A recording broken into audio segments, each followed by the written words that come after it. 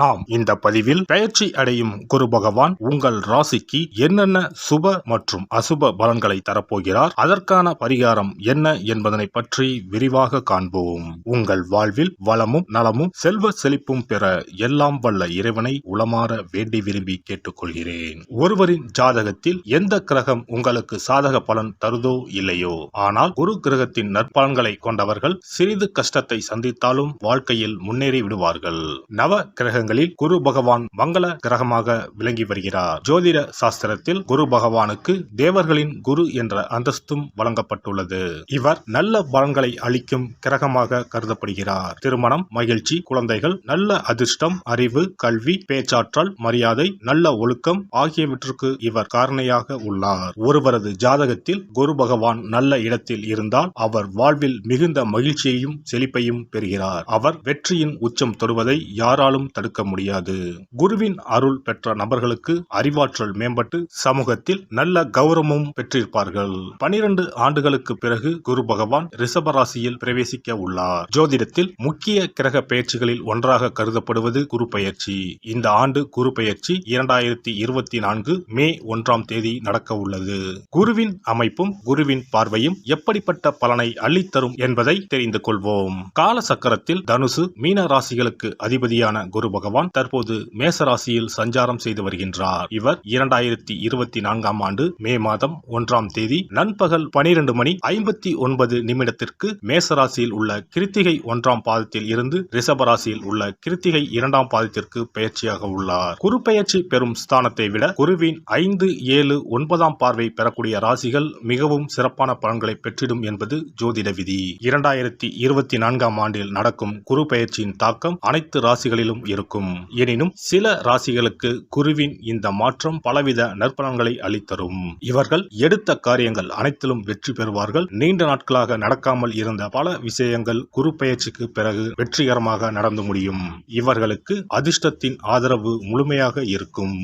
இந்த குரு பெயர்ச்சியானது ஒரு சில ராசிக்காரர்களின் வாழ்வை புரட்டி போட போகிறது. துரோகத்தால் பிரிந்த கணவன் மனைவி, சகோதர சகோதரி உறவு ஒன்று சேரப் போகிறது. நட்பு என்னும் நஞ்சால் உங்கள் உறவை பிரித்த துரோகியை இனம் கண்டு உண்மையான உறவு யார் என்பதனை அறிந்து கொள்வீர்கள்.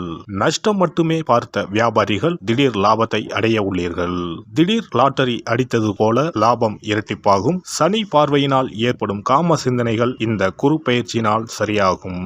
தகாத பெண் உறவை தவிர்த்து ஆன்மீக பயணத்தை தொடர்வீர்கள். சதி எதுவாக இருந்தாலும் அதை முறியடிப்பது சிவனின் விதியாகும். சிவனின் துணை இருந்தால் எதிரில் யமனே வந்தாலும் சமாளித்து வெற்றி அடையலாம். இனி உங்கள் ராசிக்கான பலன்கள் என்ன என்பதனையும் அதற்கான பரிகாரம் என்ன என்பதனையும் பார்ப்போம். மேசராசி அன்பர்களே, ஜென்ம ராசியில் பயணம் செய்யும் குரு பகவான் உங்கள் ராசிக்கு 2ஆம் வீடான ரிஷபராசிக்கு இடப்பெயர்ச்சி அடைகிறார். குரு பகவான் குடும்பஸ்தானத்தில் அமர்ந்து உங்கள் ராசிக்கு 6ஆம் வீடு, 8ஆம் வீடு, 10ஆம் வீடான தொழில் ஸ்தானத்தை பார்வையிடுகிறார். குரு பகவானின் பயணம் மேசராசியில் பிறந்தவர்களுக்கு மன நிம்மதியை தரப்போகிறது.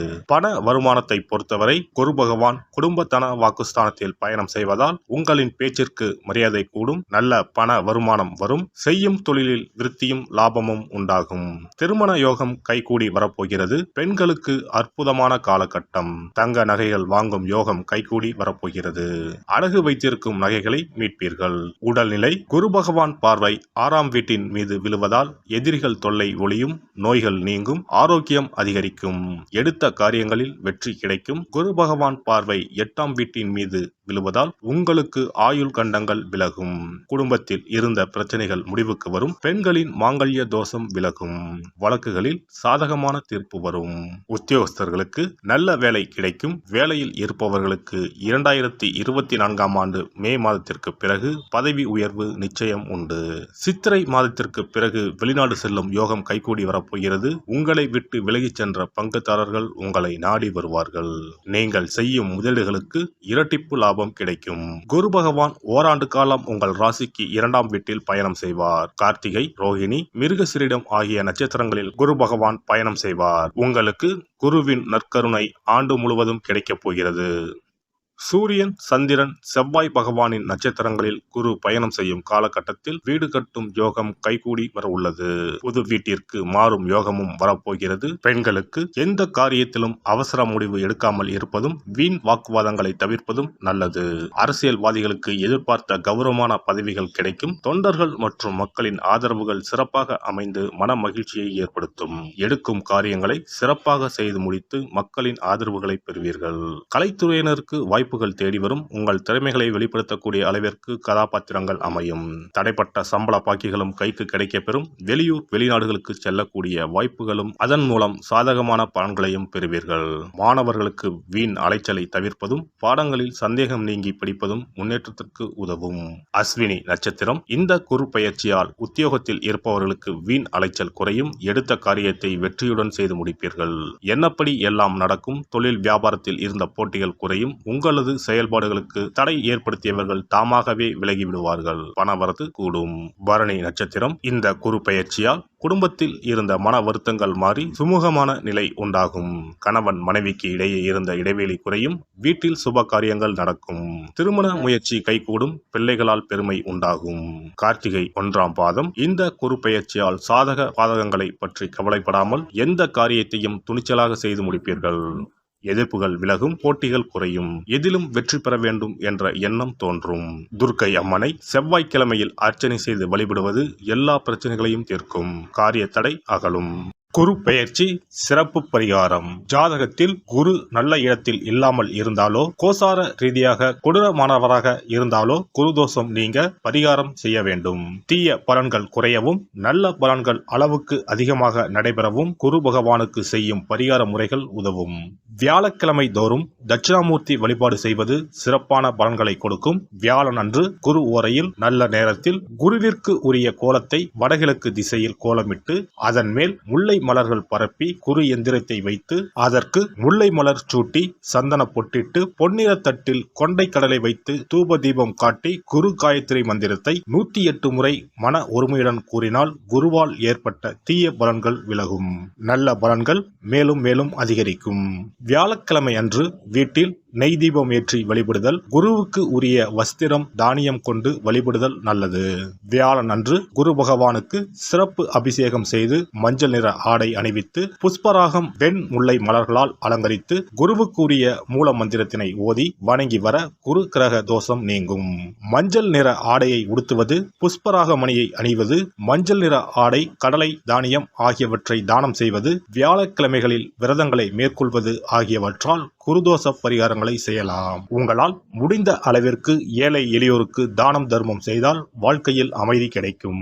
தினந்தோறும் அல்லது வாரத்தில் ஒரு முறையாவது பசுமாட்டிற்கு அகத்திக்கீரை, அருகம்புல், வாழைப்பழம் போன்றவற்றை உணவாக கொடுத்து வருவது ஜாதகத்தில் இருக்கின்ற குரு பகவானின் நிலையை மிக விரைவில் வலிமைப்படுத்தக்கூடிய ஒரு சிறப்பு பரிகாரமாக கூறப்படுகிறது. ஜாதகத்தில் குரு வலிமை இழந்திருக்கும் நிலையில் வியாழக்கிழமைகளில் அவருக்கு உரிய மஞ்சள் நிறத்தில் இருக்கும் லட்டுகளை வாங்கி தட்சிணாமூர்த்திக்கு நைவேத்தியம் செய்து கோவிலுக்கு வரும் பக்தர்களுக்கு வழங்குவதும், மங்களகரமான மஞ்சள் நிற பொருட்களை பிறருக்கு தானம் கொடுப்பதும் சிறந்த பரிகாரங்களாகும். குரு பகவானின் பரிபூர்ணமான அருள் கிடைக்க கோவில்களில் நடைபெறும் யாக பூஜைகளுக்கு தேவையான பொருட்களை வாங்கி தரலாம். ஒரு முறையாவது ஆலங்குடி சென்று குரு பகவானை வழிபாடு செய்து வாருங்கள். அல்லது தஞ்சாவூர் அருகே இருக்கக்கூடிய திட்டைக்கு சென்று ராஜகுருவாக இருக்கும் குரு பகவானை வணங்கினால் மலையளவு இருக்கக்கூடிய கஷ்டங்கள் கூட கடுகளவு குறையும். குலதெய்வ வழிபாடு நன்மை பயக்கும். முடிந்தால் மாதம் ஒரு முறை குலதெய்வ கோவிலுக்கு சென்று வழிபட்டு வருவது நல்லது. ஒரு முறை திருச்செந்தூர் சென்று முருகப்பெருமானை வழிபட்டு வந்தால் இந்த குரு பெயர்ச்சி சிறப்பான பலன்களை தரும். உங்களின் வாழ்க்கையில் பொருள் ஈட்டும் முயற்சிகள் அனைத்தையும் வியாழக்கிழமைகளில் தொடங்குவதும் நல்ல பலனை கொடுக்கும்.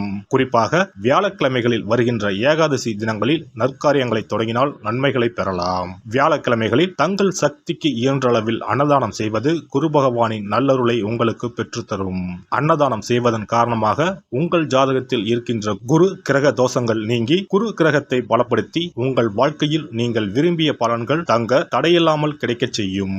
எல்லாம் வல்ல இறையருளால் நீங்களும் உங்கள் அன்பு குடும்பமும் உடல் நலம், நீலாயுள், நிறை செல்வம், உயர் புகழ், மெய்ஞானம் ஓங்கி வாழ்க வளமுடன். இந்த வீடியோ பதிவு உங்களுக்கு பிடித்திருந்தால் லைக் பண்ணுங்க, கமெண்ட் பண்ணுங்க, ஷேர் பண்ணுங்க, மறக்காம சப்ஸ்கிரைப் பண்ணுங்க, பக்கத்துல இருக்கிற பெல் பட்டனை கிளிக் பண்ணுங்க. நன்றி, வணக்கம். ஓம் நமச்சிவாய. சிவாய நம.